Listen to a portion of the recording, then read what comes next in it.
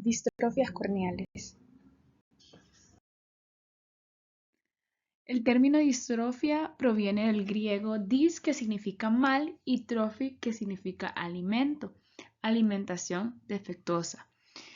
Las distrofias corneales se describen tradicionalmente como un grupo de trastornos hereditarios que son lentamente progresivos, generalmente bilaterales y simétricos, de naturaleza no inflamatoria y no relacionado con una causa ambiental o sistémica. En cuanto a la clasificación, el Comité Internacional de Distrofias Corneales ha desarrollado un sistema de clasificación de las distrofias corneales basado en los niveles de evidencia de los hallazgos clínicos, histopatológicos y genéticos. En esta presentación vamos a cubrir las distrofias corneales en la categoría 1, una distrofia corneal bien definida con un gen conocido en el que se han producido mutaciones patógenas. Iniciar con las distrofias epiteliales y subepiteliales. Dentro de estas tenemos la distrofia epitelial de la membrana basal. También es conocida como la distrofia de Cogan o de huellas dactilares MAP-DOT. Es un trastorno corneal predominantemente degenerativo o postraumático. Es una enfermedad bilateral con un inicio en la segunda década de la vida. Sin embargo, muchos pacientes permanecen asintomáticos durante toda su vida.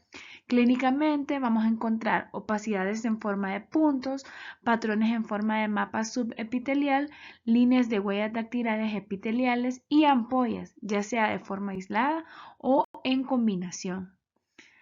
Cada una de las diapositivas tiene las imágenes de cómo vamos a observar cada distrofia. Esta distrofia produce un engrosamiento de la membrana basal con depósito de proteína fibrilar entre la membrana basal y la capa de Bowman. El tratamiento está dirigido a aliviar la visión borrosa o controlar la erosión corneal recurrente. Los ungüentos lubricantes son beneficiosos y las erosiones más graves pueden beneficiarse del desbridamiento del epitelio suelto.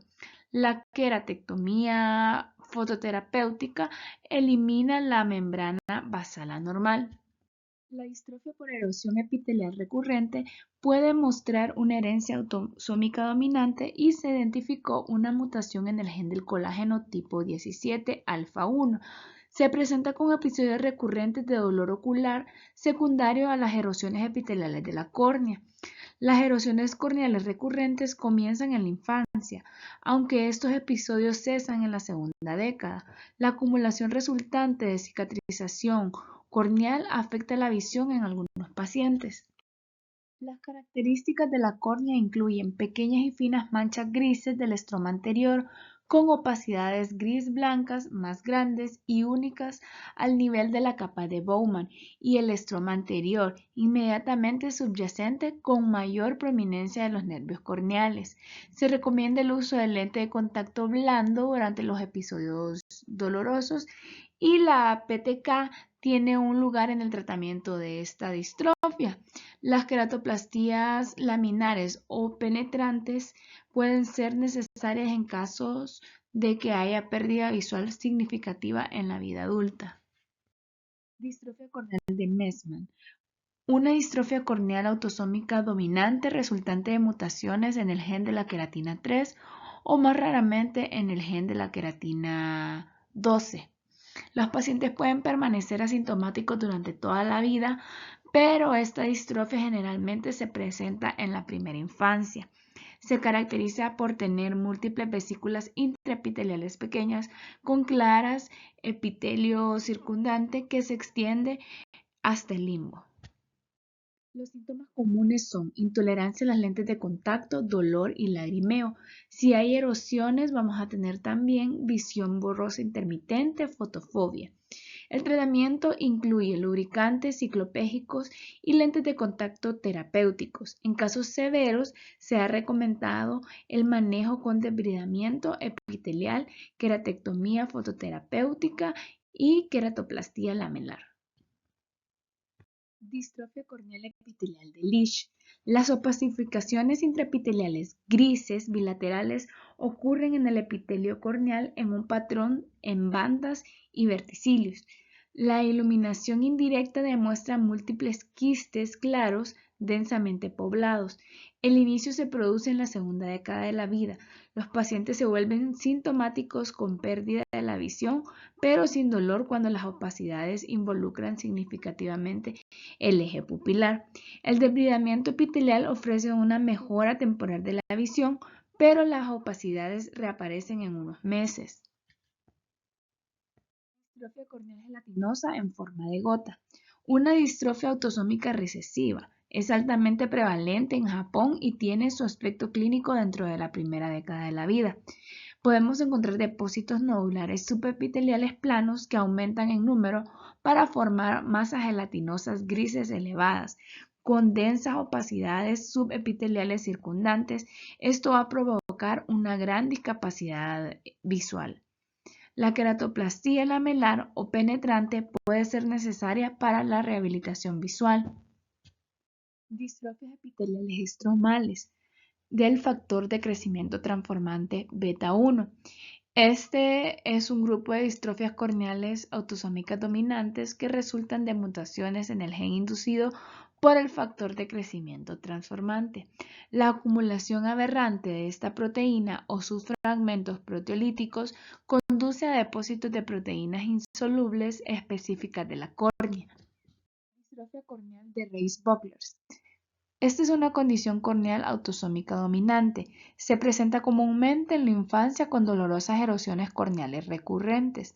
La frecuencia y la severidad de las erosiones se reducen con la edad, pero hay una disminución progresiva de la visión debido a la progresiva opacificación corneal.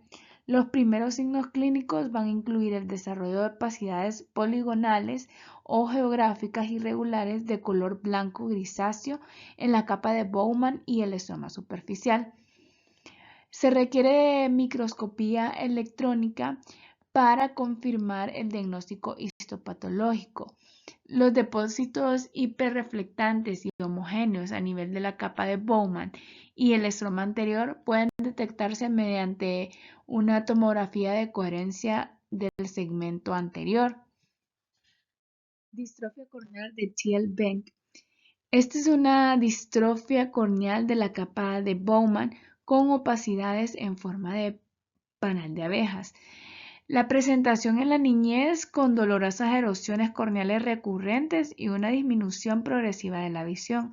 Los primeros signos clínicos van a incluir manchas solitarias o opacidades irregulares en la capa de Bowman y la aparición posterior de opacidades subepiteliales irregulares en un patrón reticular o en panal. Con el tiempo, estas lesiones se extienden al limbo y al estroma más profundo. Histológicamente, la membrana basal epitelial puede estar focalmente ausente, con áreas alternas de adelgazamiento y engrosamiento que corresponden y compensan las ondulaciones en el estroma subyacente.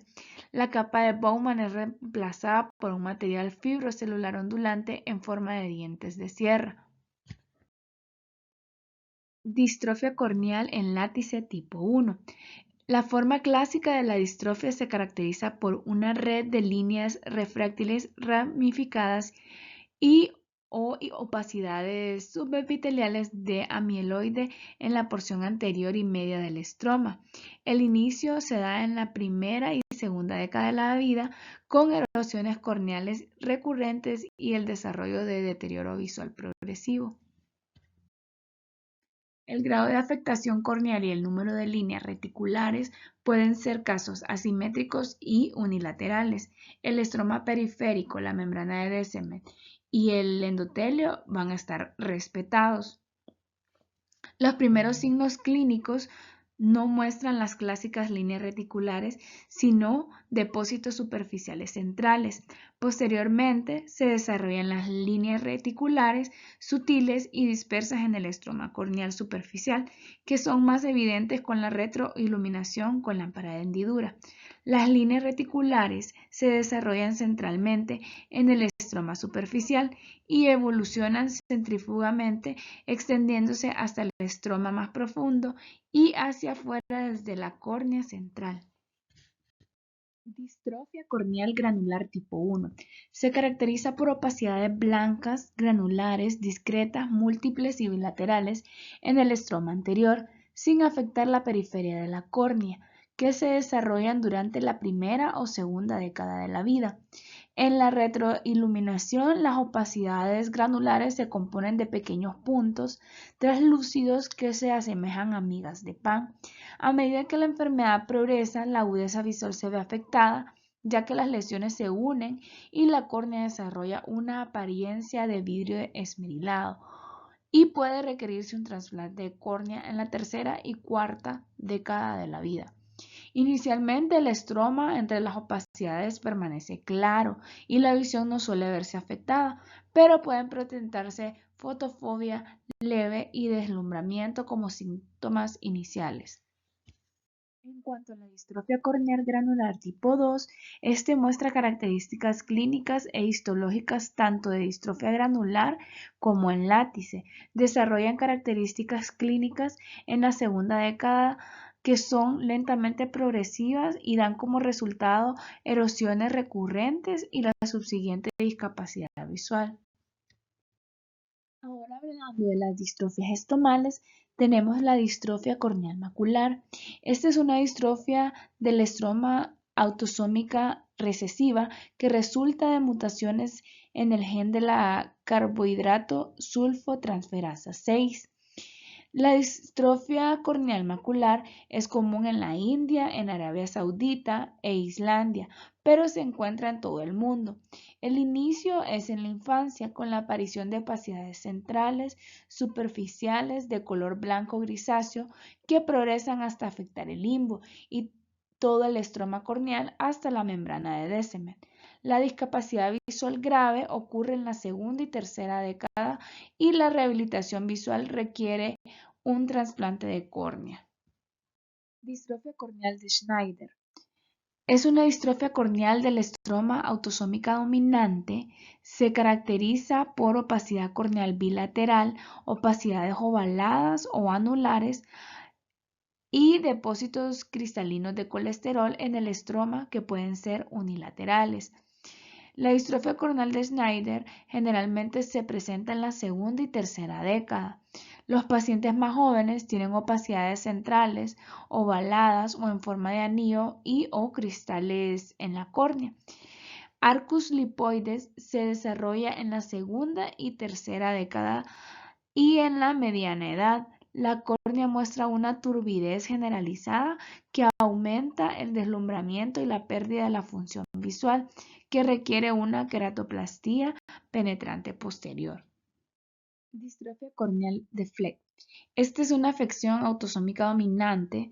Es una distrofia corneal rara que puede estar presente en la primera década de la vida y es asintomática y normalmente se detecta como un hallazgo coincidente durante un examen de rutina. Se caracteriza por tener manchas no progresivas, discretas, pequeñas, translúcidas de color blanco grisáceo en todo el estroma corneal.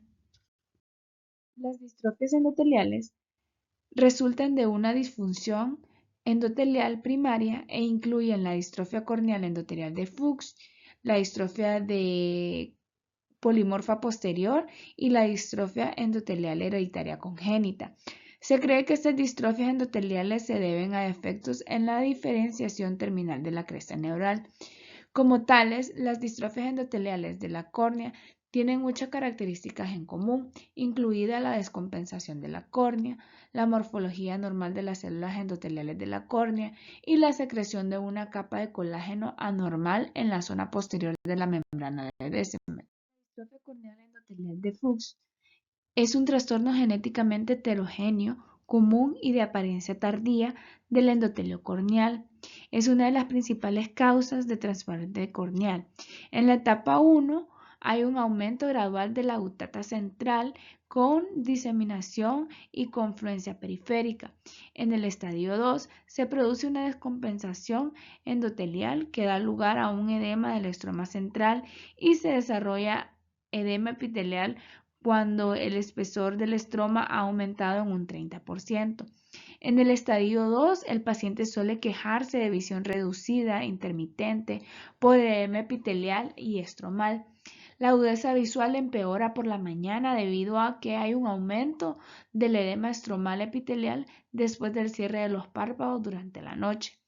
En cuanto a la etapa 3, las ampollas se desarrollan a partir del edema epitelial persistente que puede provocar dolor. Posteriormente, se deposita un panus degenerativo sobre la capa de Bowman y el estroma se opacifica gradualmente, lo que da como resultado una discapacidad visual progresiva. La paquimetría corneal topográfica se puede utilizar para seguir a estos pacientes y el grosor corneal es un marcador indirecto de la función del endotelio. Histológicamente, la membrana de Descemet se engrosa 2 a 3 veces su tamaño y se vuelve irregular. El tamaño y la forma de las células endoteliales de la córnea se modifican a medida que se empujan entre las gutas en desarrollo. Inducir la hipertonicidad de la película lagrimal con gotas de cloruro de sodio al 5% durante el día y un ungüento durante la noche para deshidratar el edema epitelial temprano puede ayudar con los síntomas visuales. Las lentes de contacto de vendaje pueden aliviar las molestias, pero se deben usar con precaución por el riesgo de provocar queratitis por ciertos microbios. Esta distrofia es una indicación común para el trasplante de córnea para mejorar la visión y la comodidad del paciente.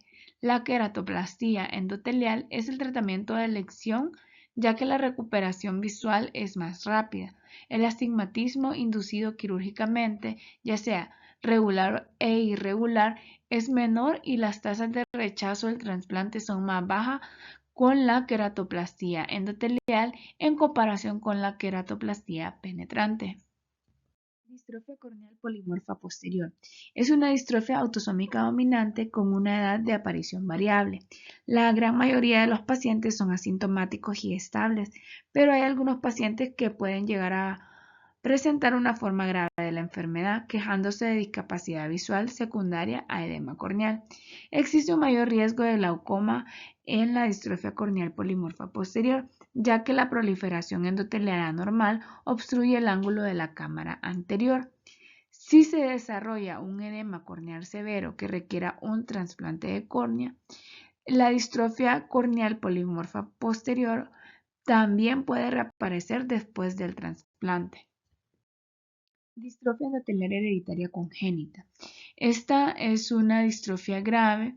Se divide en dos tipos, la autosómica dominante, que sería la tipo 1, y la autosómica recesiva, que sería la tipo 2. La distrofia endotelial hereditaria congénita se presenta con una córnea opaca de color blanco azulado en vidrio esmerilado debido al edema corneal difuso. La presión intraocular segmentada anterior es normal. El curso clínico de esta distrofia suele ser estacionaria o muestra poca progresión. La paquimetría corneal y la microscopía revelan un engrosamiento de la córnea de 2 a 3 veces el grosor normal de la córnea y el recuento de células endoteliales se redujo aproximadamente 10 veces en comparación con los controles de la misma edad. El trasplante corneal endotelial se puede utilizar con éxito en el tratamiento de este tipo de distrofias en niños como alternativa a una queratoplastía penetrante. El trasplante corneal endotelial permite una rehabilitación visual más rápida de los pacientes y menos complicaciones postoperatorias. Conclusiones. Comprender las bases clínicas, patológicas y genéticas de las distrofias corneales puede ser un desafío. La clasificación del Comité Internacional de Distrofias Corneales es una ayuda significativa para el médico en la interpretación, comprensión y manejo de estas condiciones. Con los avances en la secuencia genética, la genética molecular de las distrofias corneales está evolucionando rápidamente. También está el surgimiento de nuevas terapias basadas en genes y técnicas de edición de genes que podrían prevenir el deterioro visual o restaurar la función visual en la enfermedad hereditaria de la córnea.